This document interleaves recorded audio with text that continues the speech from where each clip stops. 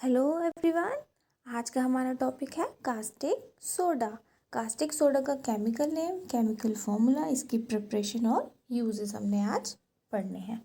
सबसे पहले इसका केमिकल नेम क्या है? It is sodium hydroxide. और इसका केमिकल फॉर्मूला क्या है?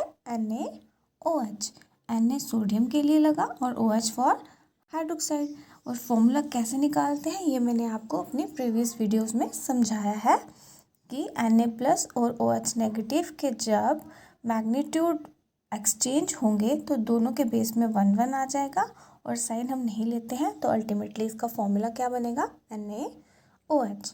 अब हम पढ़ेंगे इसकी प्रेपरेशन में दिया है when electricity is passed through a concentrated solution of sodium chloride, bracket में दिया है ब्राइन, मतलब कि ब्राइन से जब हम इलेक्ट्रिसिटी को पास करें। और ब्राइन क्या है? ये है सोडियम क्लोराइड की कंसनट्रेटेड सोल्यूशन। कंसनट्रेटेड सोल्यूशन का मतलब है जिसमें सोल्यूट की क्वांटिटी थोड़ी सी ज़्यादा हो। ठीक है, तो जब इसमें से इलेक्ट्रिसिटी को पास करवाएंगे तो ये जो सोल्यूशन में जो केमिकल कंपाउंड है सोडियम क्लोराइड, ये डिकम्पोज होके 3 प्रोडक्ट्स देगा। सोडियम हाइड्रोक्साइड देगा, क्लोरीन देगा और हाइड्रोजन देगा। ठीक, the process of electrolysis of sodium chloride solution is called chloroalkali process. इसमें क्या है? सोडियम क्लोराइड की इलेक्ट्रोलिसिस हुई है। इलेक्ट्रोलिसिस क्या है? It is the process of breakdown of ions in presence of electricity. Electricity की प्रेजेंस में किसी भी केमिकल कंपाउंड की ब्रेकेज हो जाए आयंस फॉर्म में, उसे हम कहेंगे इलेक्ट्रोलिसिस। इसमें सोडियम क्लोराइड की इलेक्ट्रोलिसिस हुई है, इसीलिए इसको कहते हैं क्लोरोएल्कली प्रोसेस। ठीक है, और क्लोरोएल्कली प्रोसेस इसे इसीलिए भी कहते हैं क्योंकि इसमें जो प्रोडक्ट्स बनेंगे वो हैं क्लोरीन, ठीक है, और सोडियम हाइड्रोक्साइड। सोडियम हाइड्रोक्साइड एक एल्कली है, सो इस प्रोसेस को हम क्लोरोएल्कली प्रोसेस भी कह सकते हैं। अब बात आती है यूजेस। अब इसमें हमारे पास 3 प्रोडक्ट्स निकले, sodium hydroxide, chlorine and hydrogen. तो सबसे पहले हम किसके यूजेस पढ़ेंगे? Uses of hydrogen. हाइड्रोजन के क्या यूजेस हैं? It is used as a fuel in rockets.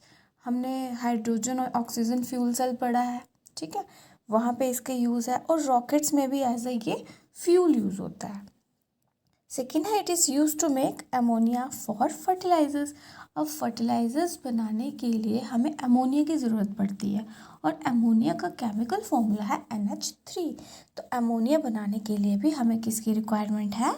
Hydrogen की। थर्ड पॉइंट है इसका, it is used in the production of hydrochloric acid. ये किसकी प्रोडक्शन में हेल्प करता है? हाइड्रोक्लोरिक एसिड की। हाइड्रोक्लोरिक एसिड का केमिकल फॉर्मूला है HCl।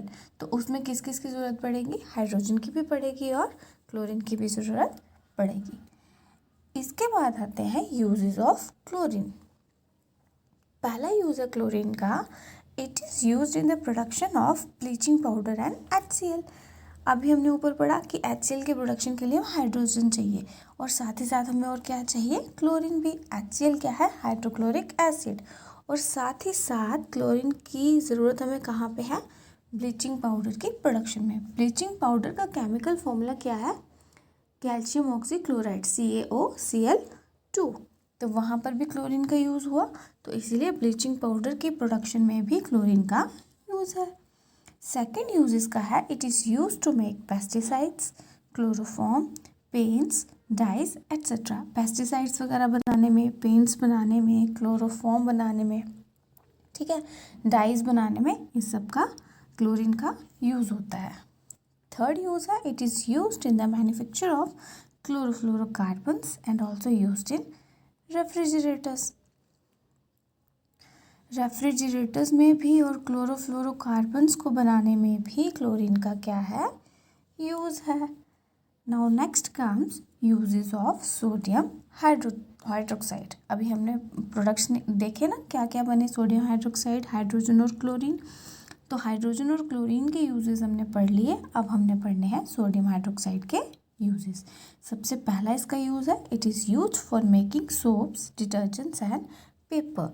सोडियम हाइड्रोक्साइड सोप बनाने के काम आता है, डिटर्जेंट्स बनाने के काम आता है और साथ ही साथ ये पेपर मैन्युफैक्चरिंग में भी यूज़ होता है। सेकेंड यूज़ इसका है it is used in the preparation of soda lime. Soda lime क्या है? सोडियम हाइड्रोक्साइड और कैल्शियम ऑक्साइड का मिक्सचर। उस मिक्सचर को बनाने में भी सोडियम हाइड्रोक्साइड का यूज़ होता है, क्योंकि उस मिक्सचर का एक कंपोनेंट सोडियम हाइड्रोक्साइड खुद है, तो इसलिए वहाँ पर भी ये यूज़ होता है। और थर्ड इसका यूज़ है it is used as a cleansing agent for machines and metal sheets. कुछ मशीन्स और कुछ मेटालिक शीट्स की क्लिनजिंग के लिए, साफ़ सफाई के लिए भी हम सोडियम हाइड्रोक्साइड को यूज़ करते हैं। अब इसके बाद हम नेक्स्ट कंपाउंड पढ़ेंगे वॉशिंग सोडा।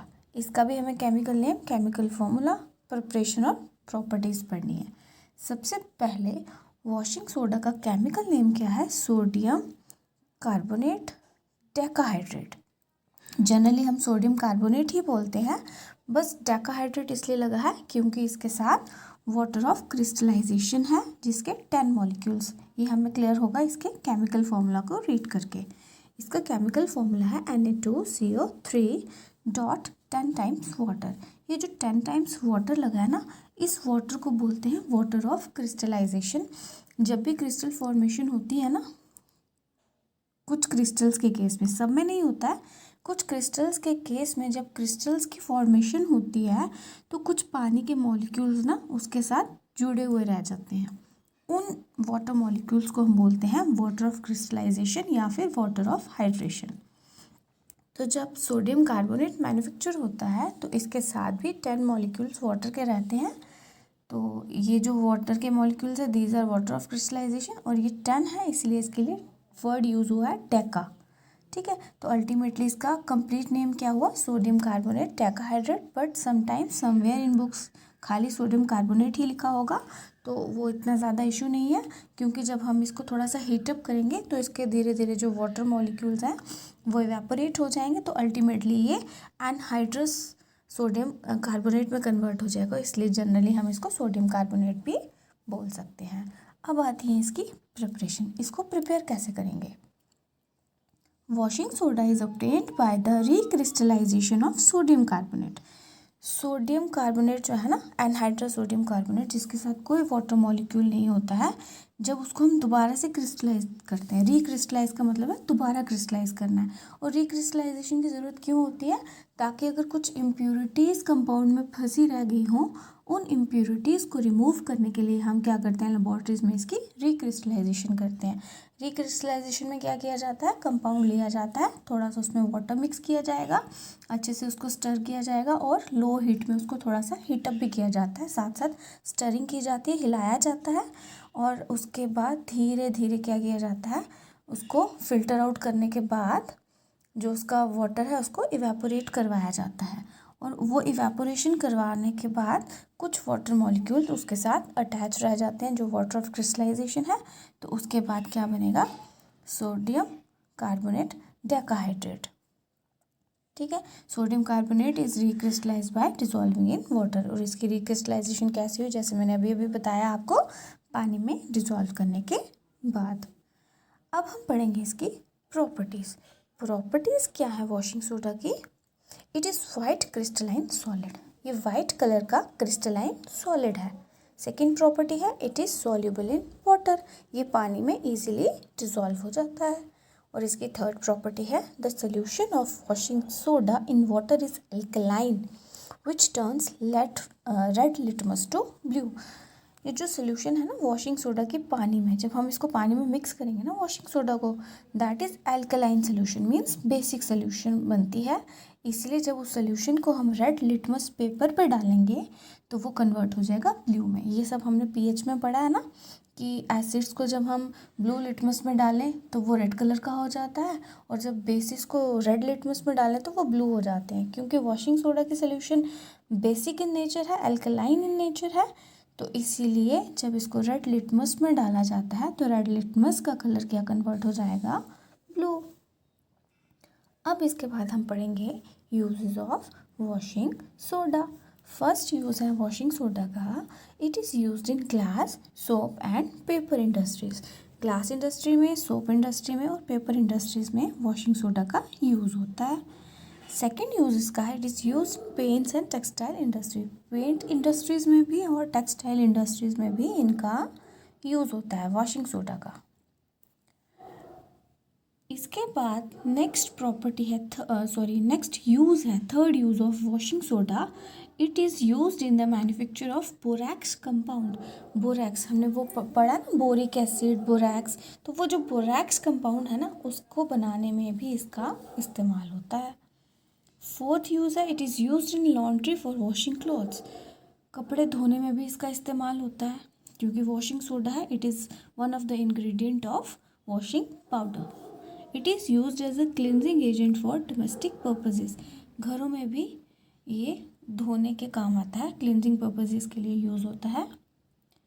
और लास्ट इसका यूज़ है, it is used for removing permanent hardness of water. Hard water और सॉफ्ट वाटर आपको पता ही है। हार्ड वाटर कौन सा वाटर है, जो इजीली झाग नहीं देता है धोने पर, और उसमें कपड़े वगैरह धोना या बाकी चीज़ें धोना थोड़ा सा डिफ़िकल्ट हो जाता है, वो इजीली इम्प्योरिटीज़ को रिमूव करने में हेल्प नहीं करवा पाता है, तो उसे हमें सॉफ्ट वाटर में कन्वर्ट करना पड़ता है। तो इसके लिए बड़े सारे प्रोसीजर्स हैं, जिसमें से एक प्रोसीजर ये भी है कि उसको हम हार्ड वाटर को सॉफ्ट बनाने के लिए हम वॉशिंग सोडा का यूज़ करते हैं। अगर हम उसमें थोड़ा सा वॉशिंग सोडा मिला दें तो उससे क्या होता है कि वाटर की जो है क्लींजिंग प्रॉपर्टी थोड़ी सी इंक्रीज़ हो जाती है। तो ये थे हमारे दो कंपाउंड्स, कास्टिक सोडा और वॉशिंग सोडा।